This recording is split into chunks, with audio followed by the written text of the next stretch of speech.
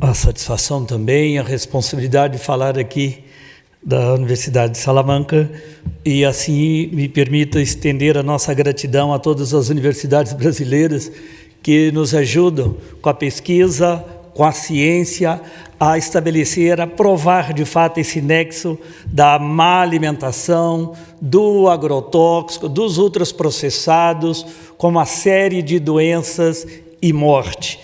Então, a academia tem nos dado, assim, essa grande contribuição, sendo a grande parceira. A responsabilidade nossa também na política.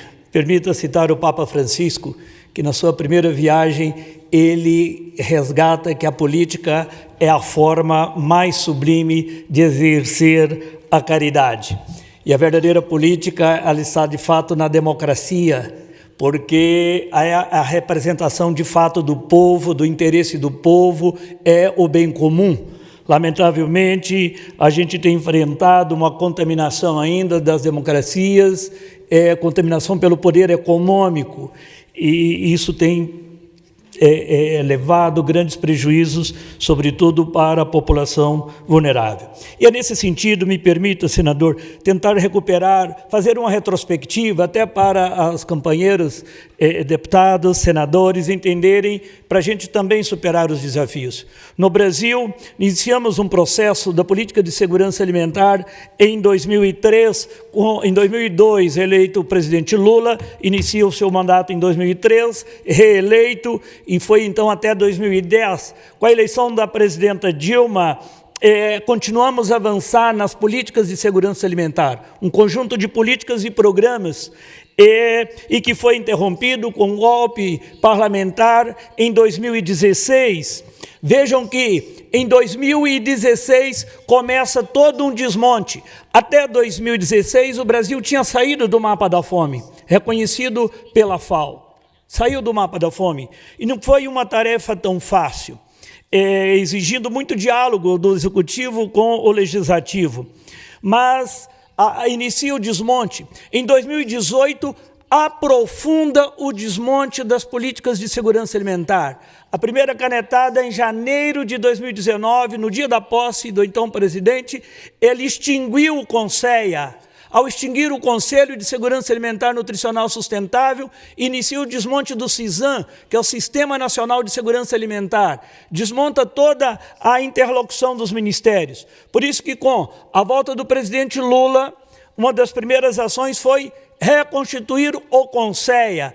E no CONSEA nós temos 20 ministérios que fazem parte do CONSEA. 20 ministérios. Porque a questão da fome, embora o nosso ministro Wellington Dias, que fez o pronunciamento hoje, ele coordena todo um processo, enquanto o Ministério do Combate à Fome, à Miséria, às Desigualdades, Promoção da Ação Social, Cuidado com a Família, não é só também da agricultura, é ciência e tecnologia, é saúde, é educação.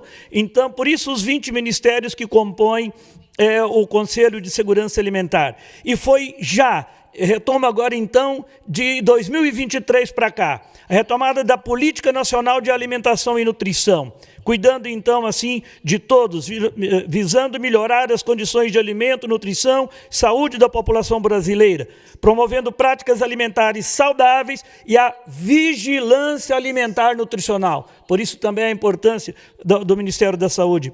O Sistema Nacional de Segurança Alimentar e Nutricional, o CISAM, que aí acho que foi na mesa da manhã, que a importância dos outros entes da federação. No Brasil nós temos quase 5.600 municípios. Felizmente, é menos da metade ainda que aderiu ao CISAM, que é só aí que pode monitorar a política da alimentação escolar, o Bolsa Família e tantas outras políticas e programas.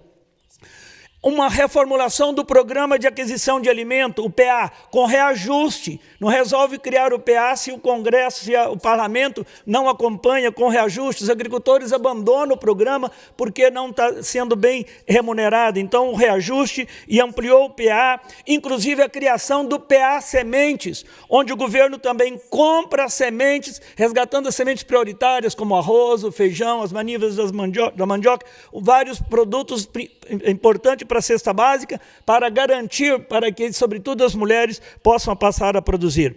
O programa Cozinha Solidária e Restaurantes Populares teve muita iniciativa ao longo da pandemia, iniciativa em forma de caridade, organização das igrejas. Então, hoje tem um programa, enquanto uma política pública dos restaurantes. O Programa Nacional da Alimentação Escolar, ele tem que ser monitorado ano a ano. Ficou sem reajuste durante 6 anos da alimentação. Muitos não estavam conseguindo cumprir os 30%. No primeiro ano do presidente Lula, tivemos um reajuste de 49% dos itens, e assim ainda avançando. O mínimo é 30% da agricultura familiar, mas existem instituições que compram 90%, tudo da agricultura familiar. E considerando a alimentação saudável, adequada aos alunos da educação básica. E, inclusive, no próprio PNAE agora, a garantia de erradicar os ultraprocessados na alimentação escolar, com meta de zerar.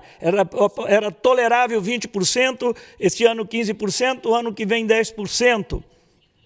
A questão dos bancos de alimentos também. Organização que recolhe alimentos em excesso e os distribui em famílias em situação de segurança alimentar, porque o desperdício ainda é um grande problema.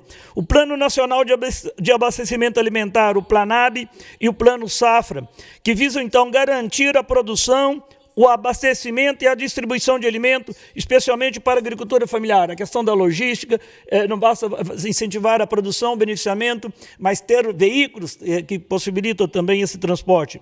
O Plano Brasil Sem Fome, um plano que visa, então, tirar de novo o Brasil do mapa da fome, e a meta é que no ano que vem, 2026, o Brasil esteja novamente fora do mapa da fome com esse conjunto de políticas e de programas. Lula retoma também o programa da reforma agrária, com a meta de até o ano que vem o assentamento de 60 mil famílias, sem contar a regularização dos outros assentamentos, levando as pessoas a terem acesso ao crédito. O programa Terra da Gente, ele possibilita também várias formas da aquisição de terra, como crédito fundiário, como adjudicação, grandes empresas que têm a dívida com a Receita, então, numa forma menos conflitante ou sem conflito, poder viabilizar o acesso à terra. E o Fomento Mulher, que é um recorte importante dos nossos dias, seja ontem, hoje e amanhã, possibilitando um recurso a fundo perdido para as mulheres, e assim, priorizando as assentadas da reforma agrária, mas as mulheres que estejam no nível também ali de pobreza, lá chamamos, tem um CAD único, tem um cadastro de todas as famílias que estão na linha da pobreza e extrema pobreza, então elas são preferidas, nesse sentido que elas tenham condições de produzir ao longo de um ano, tenha capacitação técnica, e elas mesmas montam o seu projeto, umas com piscicultura, outras com fruticultura, outros com beneficiamento da mandioca, o que tem avançado também a criação de galinhas. Então, é um programa muito importante e é novo, e que também teve assim o nosso apoio. Assim também o ATER, que é mais para as mulheres rurais, garantindo autonomia, alimentação e vidas saudáveis. A reestruturação da Conab é uma companhia 100% pública, é uma companhia nacional de abastecimento, que viabiliza também o programa de aquisição de alimento e que estava sendo vendida, foi retomada, está sendo reestruturado, porque além dela criar essa dinâmica de cada safra esvaziar os seus grandes estoques para os mais pobres, ela se trata de um estoque regulador. Qualquer crise, ela lança no mercado aquele produto, então é um estoque estratégico para a regulação de preços. Da mesma forma, foi retirado de um plano de desestatização, ou seja, estava no processo de privatização, as CEASAs, que aí as grandes centrais, que viabiliza também a comercialização da agricultura familiar e que garante também o abastecimento para os pequenos mercados.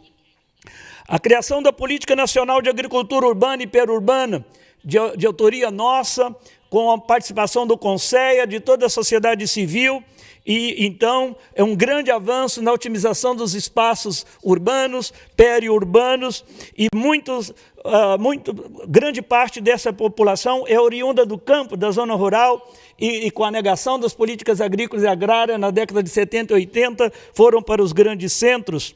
O programa de cisternas, a retomada do programa de cisternas, sobretudo para a região do semiárido, o acesso à água. Nós temos ainda, infelizmente, famílias brasileiras que às vezes convivem com 20 mil litros de água quase no ano.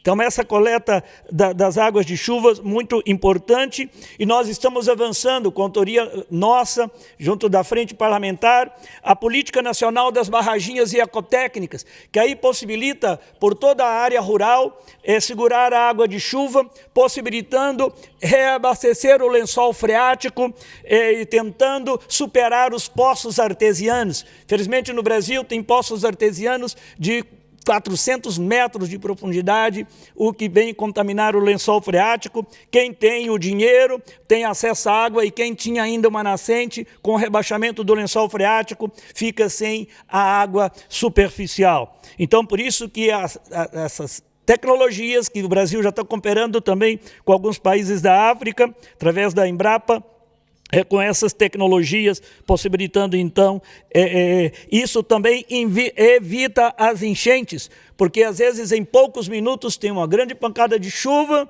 e que vai fazendo erosão, assoreamento dos córregos, dos rios. Essa água ela é contida, que seja por uma semana, 2 meses, 3 meses, conforme o tipo do solo, se é mais argiloso ou arenoso, mas às vezes tem áreas mais baixas que essa água ela fica reservada, mesmo só com argila, durante o ano todo. Estamos em fase avançada, saindo da Câmara para o Senado, assim como o México, o Brasil também é bicameral. Se uma casa tem a iniciativa, a outra que encerra, e se tiver alteração, volta para a casa de origem. Então, nós estamos concluindo na Câmara a criação da Política Nacional de Incentivo à Formação de Bancos Comunitários de Sementes e Mudas, Variedades e Cultivares Originais. Então, é muito importante, porque tivemos uma força, anos anteriores, que queria proibir, inclusive indígenas e quilombolas, produzir as suas próprias sementes. Conseguimos manter, mas agora a gente já cria uma política para que todos os agricultores possam recuperar as diversas variedades, seja de feijão, do arroz, de milho, as manivas de mandioca e mesmo de raízes, porque nós temos uma grande riqueza de raízes. Se acontecer como tivemos no Rio Grande do Sul, na terra do deputado Bongás, aqui presente, da Laura, muitas, como a cúrcuma, manivas de mandioca, se perdem porque a inundação durou vários dias, apodrece, e às vezes a gente perde determinadas culturas e cultivares ricas e importantes para aquela região. Então, a agroecologia e agricultura familiar. Então, criamos a Política Nacional de Agroecologia e Produção Orgânica. Não tem sido uma tarefa fácil. O Brasil, para vocês entenderem, nós temos 2 ministérios que voltado para a agricultura. O Ministério voltado para a grande agricultura, que infelizmente fica muito focado nas commodities, e recuperamos com o presidente Lula a criação do Ministério de Desenvolvimento Agrário, que é voltado mais para a agricultura familiar, cuidando também indígenas, quilombolas, nessa parte de produção. Portanto, embora criamos a Política Nacional de Agroecologia e Produção Orgânica, temos também o Plano Nacional de Agroecologia e Produção Orgânica, mas ainda não conseguimos avançar com o tal Pronara, que iniciamos no mandato de Dilma II. Iniciamos em 2014 o Pronara, por isso que nós não podemos, de fato, desanimar quando nós acreditamos. O Pronara é o Programa Nacional da Redução do Uso do Agrotóxico. É importante a comida na mesa, é importante, mas o que vai produzir é saúde ou é doença para a nossa gente? Então, esse é o grande desafio. E, portanto, temos um financiamento diferenciado no Plano Safra da Agricultura Familiar, com linhas de crédito específicas para as práticas agroecológicas e a produção orgânica, com apoio técnico e capacitação, ampliação dos programas de ATER, como disse, dando atenção especial às mulheres, indígenas e quilombolas, o incentivo para a transição agroecológica, também os arranjos produtivos para produtos orgânicos e agroecológicos, facilitando o acesso aos produtores, aos mercados e promovendo a certificação desses produtos. Incentivos à compra pública, como o PA e o PENAI, a sustentabilidade e a conservação ambiental, a inclusão social, com atenção às mulheres, jovens, indígenas e quilombolas. E dentro do Plano Nacional de Abastecimento Alimentar, o programa Alimento no Prato. Distribuição e comercialização de alimentos saudáveis, também a promoção de preços justo e acessível, com a criação de estoques públicos, a produção de alimentos saudáveis em sistemas sustentáveis, com apoio diferenciado aos sistemas agroflorestais, sobretudo das redes de sementes crioulas, ambientes de alimentação e acesso à alimentação adequada e saudável. Muito importante, portanto, o Ministério de Ciência e Tecnologia também, informação, inteligência estratégica e comunicação, ou seja, a criação de um observatório de preços para monitorar e analisar a variação dos preços dos alimentos que compõem a cesta básica. Também um programa Acesso da Terra, Território e Água. Nas políticas de justiça social, a reestruturação do Bolsa Família, dando atenção preferencial às crianças de 0 a 6 anos, com um valor, as crianças de 7, estendendo até 18 anos, também com outro valor. Isso garante também a permanência na escola. Então, ou seja, além da alimentação, o Bolsa Família como incentivo até aos 18 anos, e ainda foi criado recente o denominado Pé de Meia, que aí para toda a juventude, estudantes também do ensino médio, recebe um valor que pode equiparar aqui até 2.000 euros, em torno pouco de 2.000 euros, para entender um pouco, ao final dos 3 anos. Então é uma poupança. Ele só tem acesso a esse recurso ao concluir o ensino médio. A retomada também do auxílio gás, dando prioridade, sobretudo, às mulheres vítimas de violência doméstica. O programa foi criado, um novo programa também, o programa de apoio à população em situação de rua. E aqui eu chamo a atenção a importância que é também de outras políticas que têm a ver com a segurança alimentar. Por exemplo, a farmácia popular que foi retomada pelo presidente Lula, que é o medicamento gratuito, porque às vezes a primeira coisa, porque o conceito, se a gente retoma o conceito da segurança alimentar, que é ter acesso ao alimento em quantidade, qualidade, sem comprometer as outras necessidades, ou seja, com regularidade, quantidade, qualidade e regularidade, sem comprometer as outras necessidades. Então, quando você tem um remédio gratuito, você vai deixar, às vezes pega o dinheiro que era para alimentação e vai comprar aquele medicamento. Então, a retomada do programa Farmácia Popular, da mesma forma, o programa Minha Casa Minha Vida.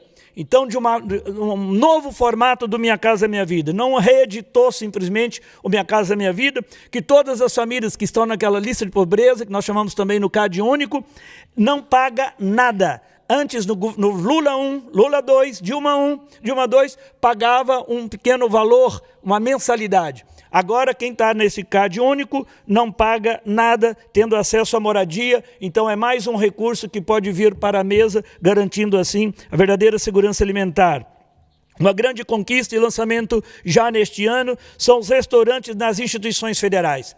É universal o restaurante nas escolas do ensino médio, o ensino básico.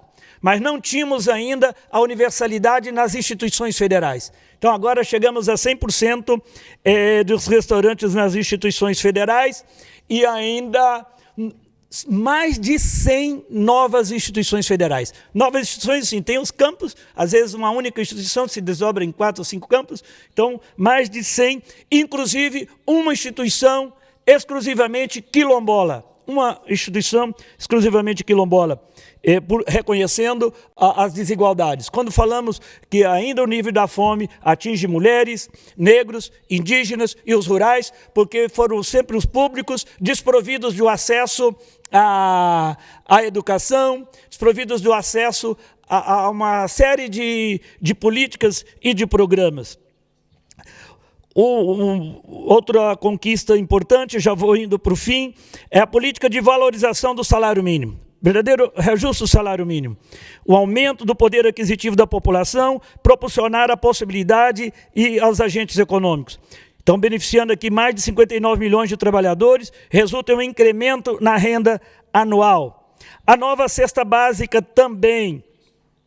E ainda em relação à valorização do salário mínimo, a lei que garante a igualdade do salário das mulheres. Então, hoje é lei no Brasil a igualdade de salário das mulheres com os homens dos mesmos cargos.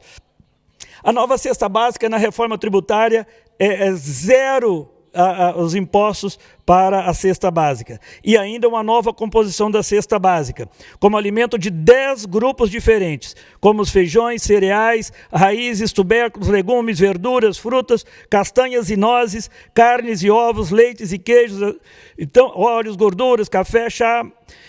Observando assim as diretrizes do Guia Alimentar para a população brasileira e do Guia Alimentar para crianças brasileiras menores de 2 anos e assim da Política Nacional de Alimentação e Nutrição, da Política Nacional de Segurança Alimentar e Nutricional. Os itens da cesta básica, considerados essenciais, passam a ter isenção total de impostos com a reforma tributária.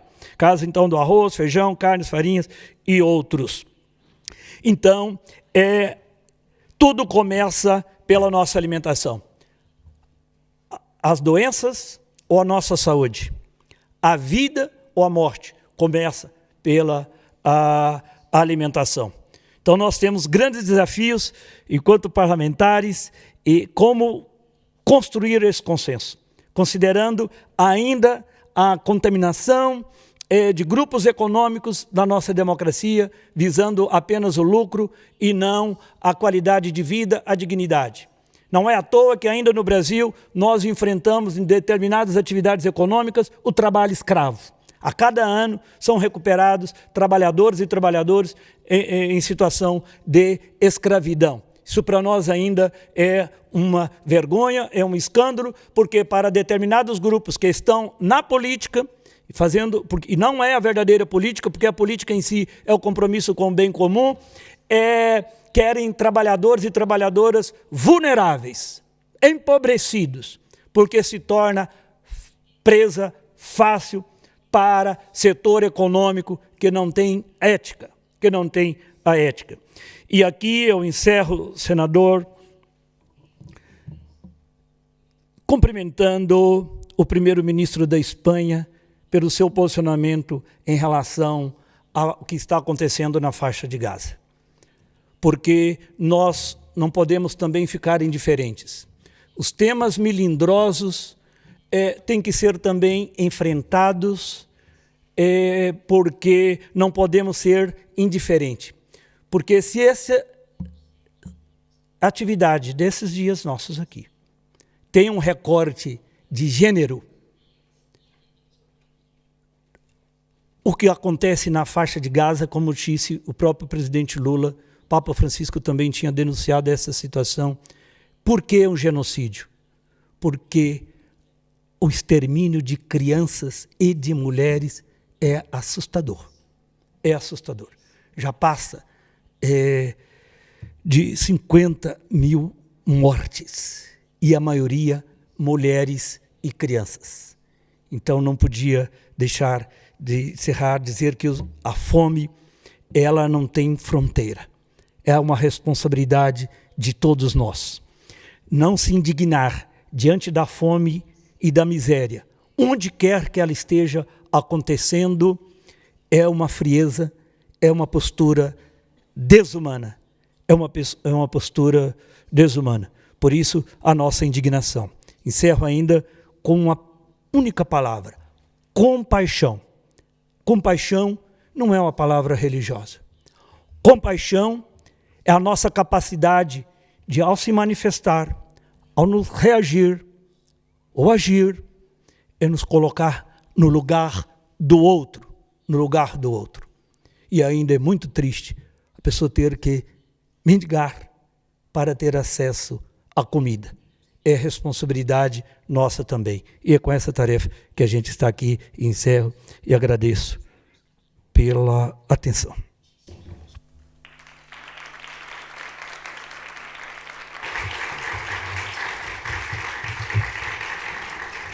Muchas gracias, Padre Joao.